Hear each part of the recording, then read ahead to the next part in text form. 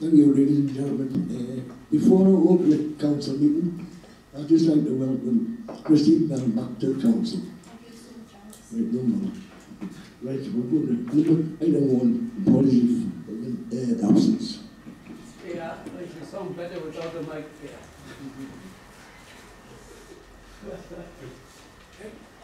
You sound better without the mic. Mr Mayor, we have received apologies from Councillor Joyce Clark, from Councillor Christie and from Councillor David Marshall. Two declarations of interest.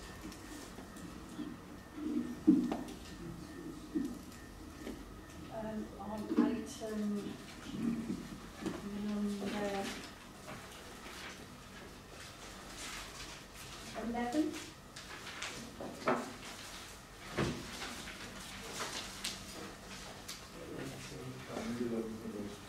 So non-pecuniary interest, the present worker, as part of that, is connected to the Overside Independence. I am assured that that gentleman wants to be there very long, move somewhere else, but I'd like to I also work in the food bank, which is put by Christmas Trust and the Christmas Partnership.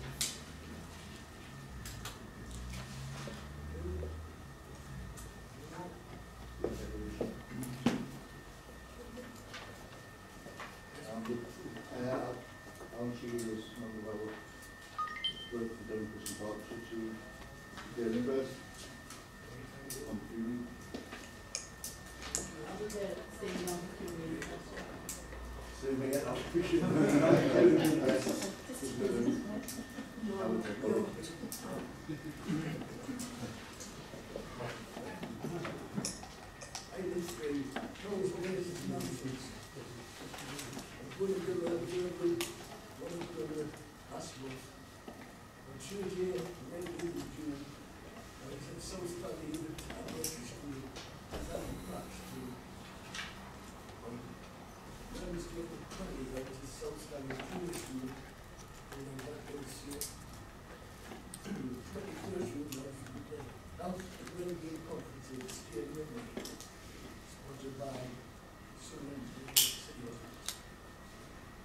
Friday the 22nd June, Green Primary School.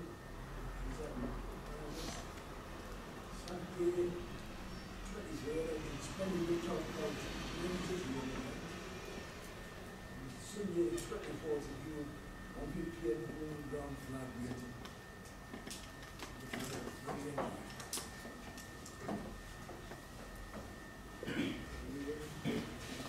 Yeah, thank you, Mr Mayor. Just the usual announcements. Please make sure your phone is switched off or set to silent. Would all members please make sure that they are recognised by the Mayor before speaking and stand when they are addressing the Town Mayor. The Town Council is recording the meeting this evening, and I can see that someone else is recording the meeting at the back. Is anybody else recording the meeting that I'm not aware of? No? Item 5, confirmation minutes. To approve as a direct regular sentence of the August Council held on the 24th. Also, public participation. Item 4. I've received no questions in writing, Mr Mayor. The confirmation minutes.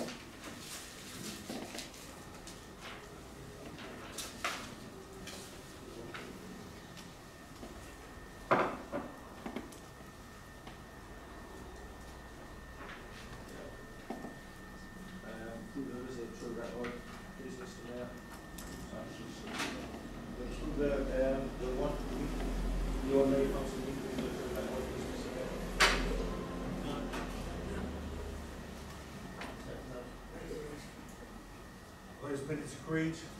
Agreed, all agreed.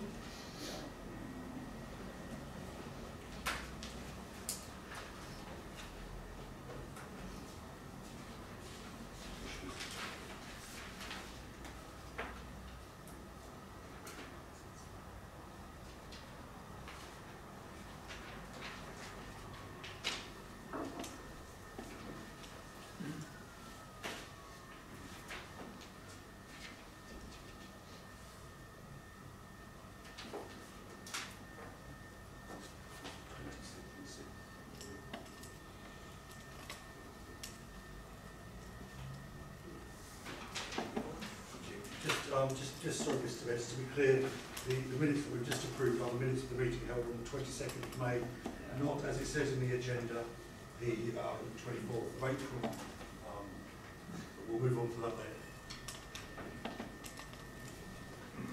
Item 6, minutes of the meetings.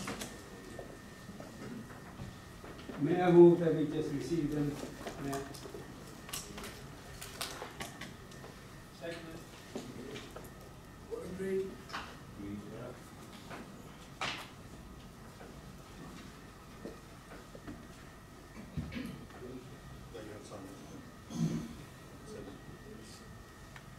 Recommendations of committee meetings. The following recommendation of committee meetings held since Stanley council meeting on the May 2018, requiring consideration by council. Item 1, establishment of task groups. The committee recommends that the following task group be established. The committee also requested draft terms of reference to be developed or the groups to be considered by council.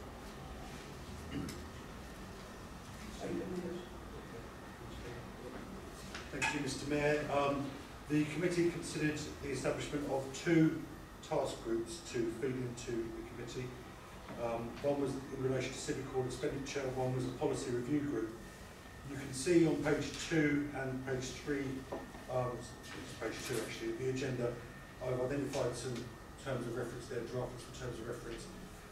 Really, the decision that the council is asked for is to agree that those working groups are the right ones to set up for now, to discuss membership and to decide if those terms of reference are the right terms of reference or whether they need to be changed.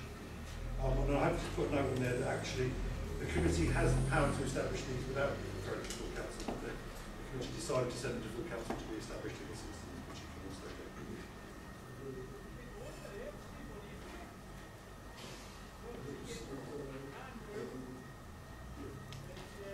Item A, civic hall expenditure.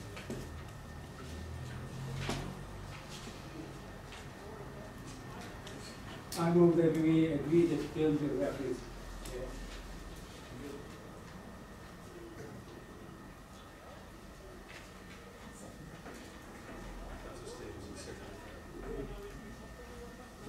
All agreement?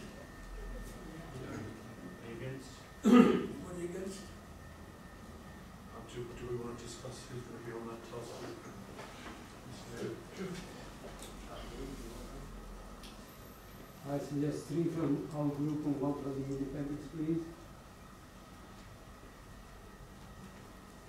I'll second that. May I suggest why you think those numbers? It's a ratio, that's all. That's what we used the last week, actually. It's 2 and 1 usually. Doing what? Usually. Yeah, let's just be clear, let's just cut the chase for this, right? Council's made up of councillors elected by the wider community, David. The makeup of the committee is proportionate with the amount of members on the council. Therefore, I move that we just push ahead with 3 Labour, 1 independent, and I suggest the clerk contact the individual group leaders from both sides to find out who those individuals are. Second That's how democracy works, Chair. There's a motion. Anything else? Discussion?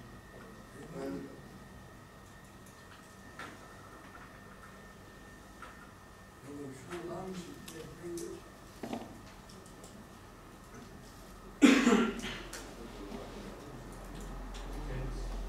Anybody against? Abstentions? Abstention?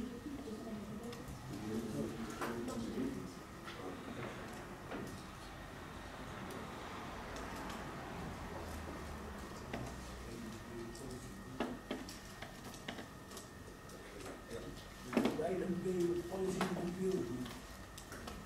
Review the coach's policy framework, identify the board of council the framework, prioritize the work draft, to review the policy in these areas and review and update take policy in other areas. I move that we accept the draft terms of agreement. Chairman preference, sorry.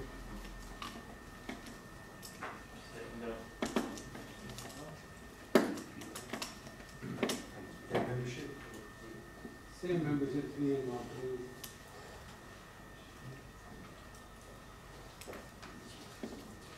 What in favour of that?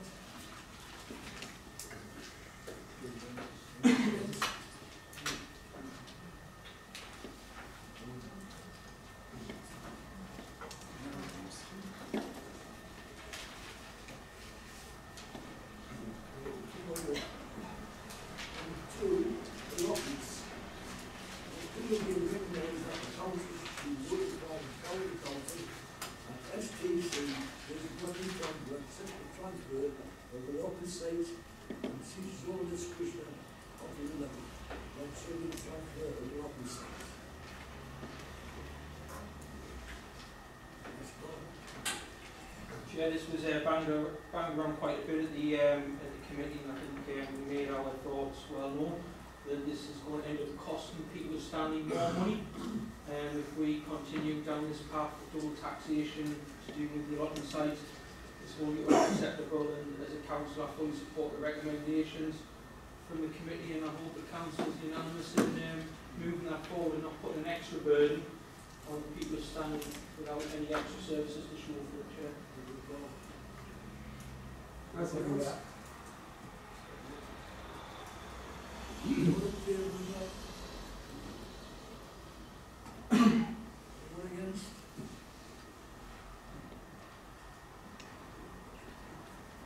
Motion's carried.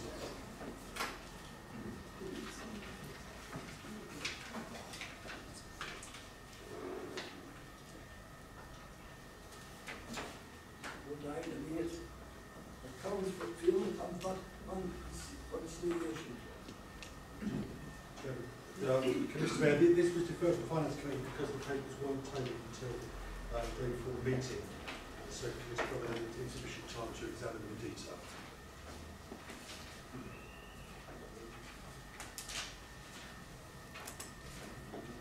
Item 9.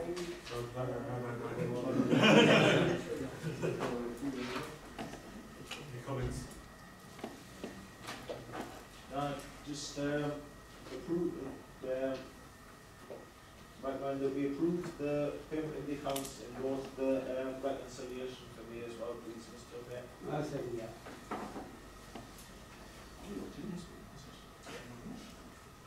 All in favour? Anyone against? Any abstentions?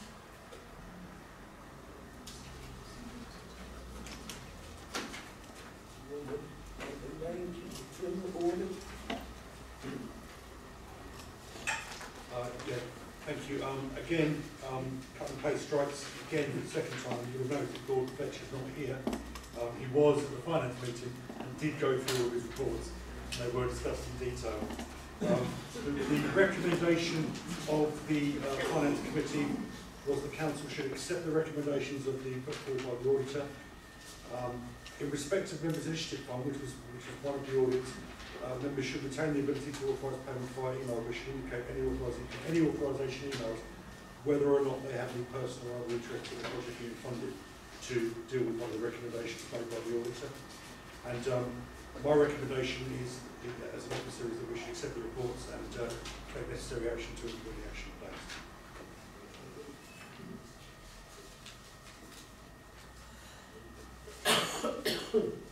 I move we accept it, Chair. Second that. All in favour? Anyone against?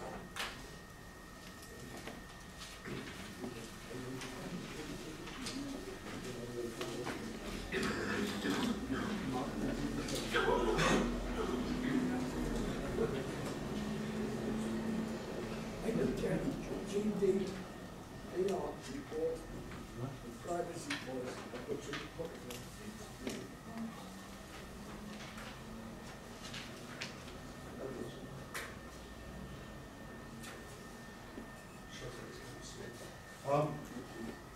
GDPR report, as members are fully aware, because it's been rattling around now for quite some time, the General Data Protection Regulations came into effect on the 25th of May, so they are now in effect. The whole compliance process was made a lot simpler at the sort of 11th hour because the requirement for us to appoint a data protection controller was removed, unless we get more than 250 employees, which I can't see happening anytime soon. So that made things a lot simpler, and all we had to do was check compliance. Now, I provided 2 reports for members. The first one is just an overview of the review which I did of the data that we hold, which is a requirement of legislation. So I've gone through all of the information that we hold, and I've basically assessed it against the questionnaire which you need to assess your data against. I'll give you some information there, that's attachment S. And then the second thing I've done is developed a privacy policy which we need to give to people whose data we are processing, which needs to be on our website and needs to be part of our terms and conditions of hire and that kind of stuff. And again, that is attached. My recommendation would be that we accept it. Obviously, if members have questions or I'm happy to try and take those.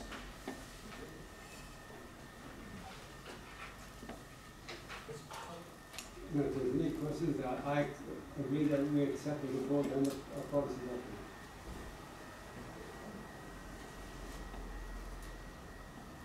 I'll second that, please, Mr. Mayor. All in favour of that? Anyone against? Thank you. Number 11, the advice service proposal. And an update from the advice partnership to adopt in consideration by the council. Finance committee recommended proposal does not include the cost of premises rent within the town council allocated wages, town council, Tom Shirley, or ask the partnership. Yeah, thank you, Mr. Mayor. I was asked to look into 2 things. One was to ask the partnership what the effect on the service would be if the rent was required to be met from the allocated budget, and the second was to see if we had any flexibility within our budgets for the year to meet the extra money that we requested. I had a conversation with Sam Scotchbrook on behalf of the partnership after the meeting, and I've had a discussion with her today, and she kind of can't definitively tell me what it'd be an either or. There'd be various options about where you might cut into the service. What she said is that if the initial money isn't provided, then she would have to have a meeting with Neil and Peter, who are partners, further discussion. However, I think we're looking at one of the following options. The generous advice provision might have to be reduced. This would mean that we potentially less advice with benefits and impact on the triaging of welfare rights cases. Losing a day would increase pressure on the service, possibly limiting its effectiveness. Or the money advice element might have to be reduced with the possible loss of the legal advice service, which was a piece of added value. Depending on what thorough money advice do, this is a question we can't answer, because if thorough money advice service was reduced, they might decide to relocate the food bank, unknown. The level of detailed debt advice might be reduced. Concern is essentially if you reduce it, you either reduce some of the CAB, you reduce some of thorough money advice. The thorough money advice have already reduced their service as part of the package for what we were providing previously, from 3 days down to 2. Obviously, once you get down to 1 day, then the question is it viable to run that service at all? Now, you could backfill that with CAB generous advice, and obviously CAB provide 3 days of telephone money advice as part of their core service, but you would lose the sort of hands-on casework. The alternative is that you'd lose some of the daytime provision. So what Sam has said is really that members would need to think about what their preference would be in terms of whether they wanted the generalist service reduced or the specialist money advice service reduced, and then we'd have to have a conversation with the partners. So she couldn't give a definitive answer. There's options. Does that make sense? Yeah. So it would either be a reduction in the generalist service or a reduction in the specialised money advice service. But you could cover 5 days if you reduce the money advice service, but you wouldn't get the same hand holding that you get from the DMAX service. If that makes makes sense.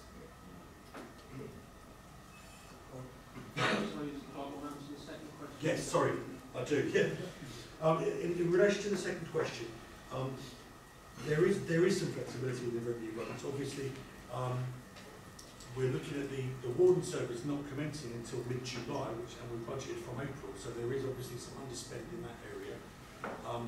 Likewise, there is, because we have funded our structure from the 1st of April, and that's looking like being implemented later in the year as well, there will be a little bit of underspend within the salary. So it is possible that we could find the additional funds from underspending in this financial year. However, next financial year will be more problematic. Thanks, yeah. I think we've been around the house with this a few times. It's gone backwards and forwards because we weren't particularly happy with the initial proposal that came into the council. I think what we presented here is what we set out to try to achieve at the very beginning. It's a programme of advice services for people in the area. Now, I think it's really sad that as a council we even sitting looking at some of the services that we're having to provide, but I think they're a direct consequence of some of the austerity measures which the government have brought in, and we're seeing things on the ground. Christine was seeing it through the work she's done in the food bank. I know Joan's heavily involved with the food bank up there. Many volunteers in Pact House and other charities around the town. And I think in times like this, people look to the local council and to people who are in a position to help them. And it's really, really unfortunate. But I think what this does is this provides a service that will last 3 years. It'll give those advice services some security, so they're not living sort of hand to mouth. So we can look at it and say, look, we'll give you some guarantees over the funding, which I think is a rarity at the minute in the voluntary sector. A lot of charities and organisations who are there to help communities are really struggling. So I'm really pleased that this is this proposal has found its way to council in the way in which it has. We've been able to provide a more efficient service, so it's costing the town council slightly less money, which means we've been able to reallocate funds to services like Pact House and resourcing the acquiring of the building for the Just Women's Centre. All valuable support services across Stanley that we know are suffering very high user numbers at the minute. So for me, I think this partnership approach that's presented, we've been able to drive out the efficiencies within the service by ensuring the people who are providing it are working a lot closer together. So I think that's really, really important. I think it's been well done to the council in being able to bring this report in this state to us today. I think from my point of view, the budget allocation, I can't see how you can provide a service like this without having a base and without having an office. I think the advice services are well established and the community Stanley understand that the base is in the venue. I think it's a good site for them, just on the outskirts of the town in one of the most sustainable locations in Stanley. So for me, I've got no hesitation in proposing that we accept £7,500 per year, and I think we need to recognise that, and that needs to be reflected in the minutes hit on this. I think if we can find the money which you clearly identified in the proposed restructure budget, there'll be an underspend. The introduction of the neighbourhood warden service will be an underspend, and I think it'll give us a chance as a council when we come through the budget setting in the new year to really have a look at where we can add that into the budget over the next few years. But I'm sure there are other budget headings that are sitting within our cash flow forecast that haven't been allocated as well. So I think we should push ahead with this. The couple of things that I would say is I would hope the clerk in doing so would make sure that the town council is acknowledged for the work it's doing with the advice services through their marketing and their branding, and would arrange a press release to go out to the media about this extra resource and this the support that we're giving to them. And also just to make sure that from a contractual point of view, there's checks and balances in there for a council to make sure that in a few months' time we still are getting the figures and the information that we need to make adaptations to the contract if demand swings or moves into other areas of the support services. So I would hope the council would support the proposal, Chair, for what is a much needed and much valued service across the town. Well, thank you for that. Just before we go to the board, can I just ask, we gave them some interim money. Do we know what happened to that, to CAB? Well, we didn't give anyone any interim money. What we did was we funded the CAB service last year. So after the election in May 2017, we provided a grant fund in June to allow the service to continue running last year. So it wasn't interim money, it was a grant to fund their service because it was funded from July to July rather than April to, that was where it was funded from. So we will obviously get feedback from them about the statistics and stuff, about what they've done in the last year. But it wasn't interim funding, we funded the whole, essentially we funded the same service we funded for the last year, but we're paying a bit less money for it essentially. But that's, and we're procuring it as a package rather than providing two separate grants to different people, if you know what I mean. That's what this proposal is. It kind of formalises the existing partnership. But we have one person as a point of contact rather than dealing with all the individual partners separately. Does that answer your question or not, Helen? Sorry. No, but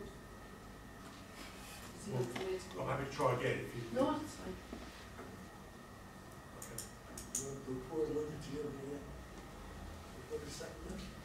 Okay. So the motion before you is to find the money for this year, but find the additional money for the rent over the 3-year period. It's not just.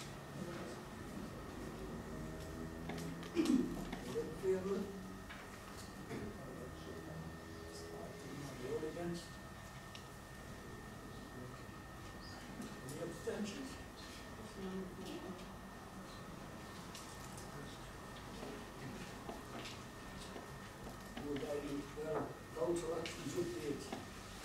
Details of full council's business activities since the 8 AM.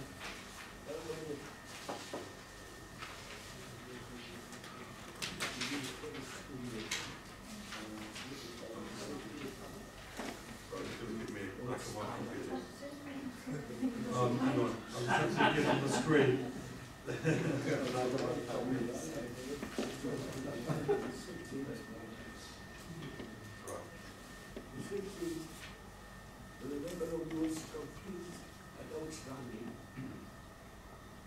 Okay, so unless members have any specific questions, I won't touch on all of these. I'll just do ones that have got colour against them because the grey ones are completed. The SLA for the Warden Service we have negotiated. We are expecting the Warden Service to commence in mid-July. I don't have a specific date for you yet, but as soon as I have it, the staff have been appointed. It's going through their checks. We agree what the uniforms are going to look like. They're going to be Stanley Town Council branded without colours and our name on the back. We just haven't got the exact go date. Once I've got it, obviously, I'll let you all know because you'll all be invited because we want to do some sort of publicity around that. The event specification, I had the bids assessed. I didn't have the report finished in time for this agenda, unfortunately. But I might have to ask members to consider an extraordinary meeting to just consider that. But we do have that one is complete. We're just the final report is right now. Grants applicant is in hand. The Louisa Morrison Memorial, as you know, because I emailed you, I received a notification yesterday that the faculty has been granted. So we now have 3 months to get that done. Luckily, we'd already got all the permissions that we needed for DCC in terms of putting it on the land we want to put it on and doing the work we want to do. So it's a simple question of facilitating that. And basically, obviously, we've got Armed Forces Day on Sunday, which James is working on at the moment. As soon as that's out of the way, that becomes his #1 priority, and will that be expedited as soon as possible.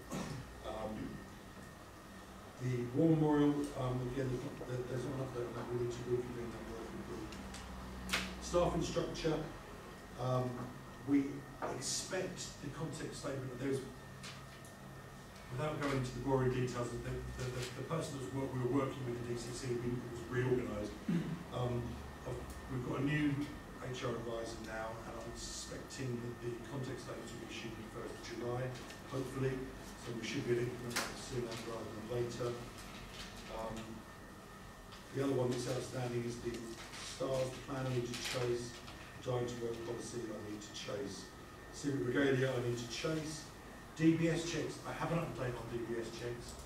We have eventually via Nerio got something going with them. When we've gone onto the online assessment tool to assess the criteria for DBS checks, it doesn't matter which set of permutations we run, the computer says you can't have enhanced DBS checks. We've phoned DBS people, we've emailed DBS people, because obviously the computer must have gaps.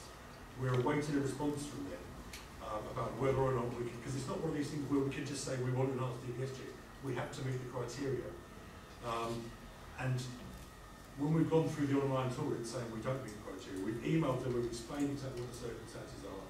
We're awaiting their response, and when we get it, we'll obviously feed back to members, and it'll either be yes, we can do it, or no, we can't do it.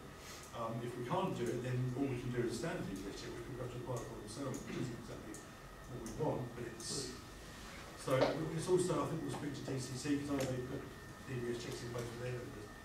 But the remit's very different for DCC. They're running social care, they're dealing with responsible, you know, the county council is actually custody of children of vulnerable people. We're not DCC when it comes to those things. So, pardon? I think they just look at each other for abuse. We don't look like we're any vulnerable people there. Just No, we don't. That's the point. No, I'm saying that the county council, they don't. The county council is legal guardian. And the county council laws, if you were a cabinet portfolio member or on committees that relate to social care, you would be involved with those decisions, those processes. So. We do DBS checks at the community centre, and none of us look after the children, other than the youth cafe. But you work with vulnerable adults. See, when we've looked into it, the difference is, you know, for example, children use the civic hall for dance classes, but we're not responsible for dance classes. Yeah. The dance teacher is. Their DBS checks enhanced DBS. They're booking our facilities. They're the people that are responsible. You know, yeah, we've got a general safeguarding committee, but actually, you know, children and vulnerable adults walk into Asda's every day of the week, and none of their staff need to be DBS checked. It's the same thing. You know, you need to be in a position of control or authority of those people, which we're not. And whilst as members of the council, you do meet people from all walks of life, with all kinds of needs, and vulnerable people come to you as well. You're not actually in a position of authority or control over them. That's where the... So anyway, we've put the case, we've put in there that the members want this, you know, and we'll see what they come back with. And I'll update you on that. Otherwise, sorry, is there questions? Yeah, I want to make a point, that's right. Yes. Because I totally 100% agree with John that in terms of the DBS checks, you know, I run a number of organisations from more DBS checks than most people. So for example, with Stanley events, for example, we have DBS checks for quite a few of our staff. We're going to be looking after lost children points. Now, we have a relationship with an organisation where our staff log on, they put the information in, someone approves it, they check their identification, and then it goes through. But as an organisation, we're not registered to do DBS checks. Somebody else is. Now, I understand that some organisations use NEVIO, some organisations use Durham Community Action, for example. There's a whole host of organisations who undertake the DBSs, and I think it's wrong for us to be dissecting our child protection policy, which is what we're doing. You know, and what I can't understand is, are you trying to register Stanley Town Council to be able to undertake DBS checks? So when I registered with our organisation to have Stanley events, to get our staff DBS check, I didn't have any of these questions. I just said I had a requirement for the people involved in my organisation to have a DBS check. And I think, without dissecting the child protection policy that we have as a council, that the council signed up to, I think for me as councillors, there's a bit of a perception from the public that they'll feel safe around councillors. So the likelihood is, if you turn up to the school and you say, I'm a councillor, then you'll be facilitated access to the school. The likelihood is that people would assume that as a councillor there will be these checks and balances in place. And I don't want to play out some of the issues that have sort of come over this council from times gone by. But I do think we've got a child protection policy that's what we signed up to, and you can find an organisation who will allow the councillors to DBS check somewhere or other. And I'll happily provide contact details for the organisation if that helps.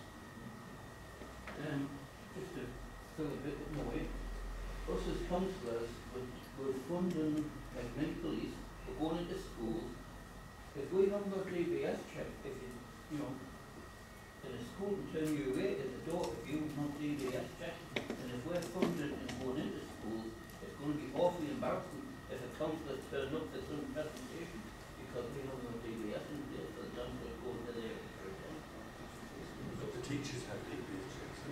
Teachers assistants have DBS checks. Yeah, but I'm talking So about not in control.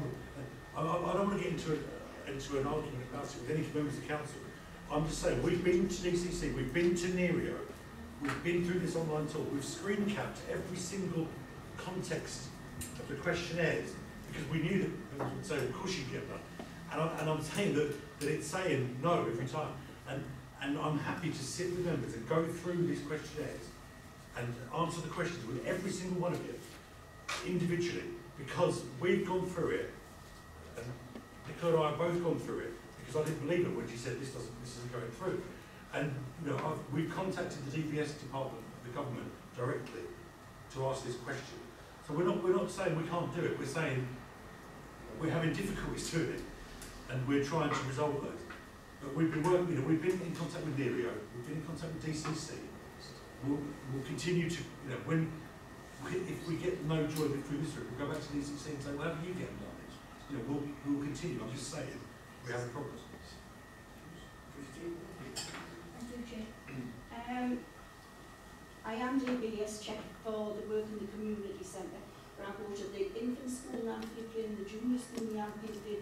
No one has ever asked me if I'm DBS checked. The reason being, I'm there, but I'm with the teacher who's supervising. So we're not ever left with the children. And if the school wants you to be DBS checked, they will pay for you to be DBS checked because it's related to that place, not to anywhere else, if you know what I mean. Maybe they know multiple DBS checks. Can I just say that there is talk of them being a DBS check to be movable within the year? It would. Thank you. Yeah, I would like to, go through the three reds that we've got here, and I'm disappointed to say the least that we've still got three reds here. Two of them went to September's council meetings and one to October council meeting, and I just think it's too long for these to be sitting in a red quadrant. And I think we need to speed anything up, and I think we should look at why things are sitting there for so long when it's been passed in action by the full council, but it's still not being actioned on by the council itself. Also, there's one that has been gone missing or dropped off the face of the earth, whichever way, is the defibrillators. There is nothing on there regarding defibrillators. The reason for that is because it's a committee action, not a full council action.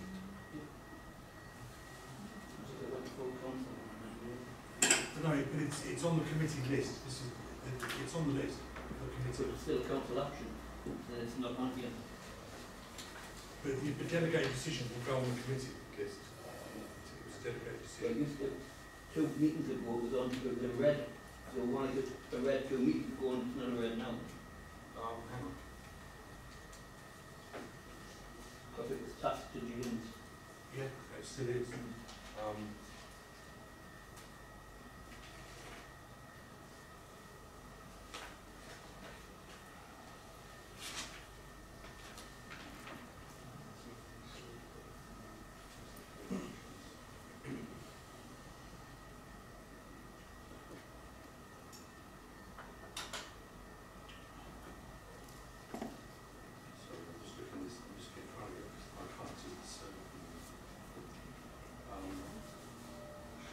Chair, can I suggest that it's been made so that that will appear on there as an action for the next full council meeting as part of the action log for the defibrillators, and that just puts the lids off that and sort that out.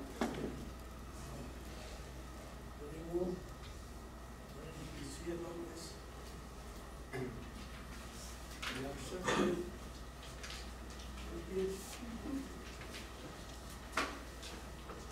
Want to bring the milk here?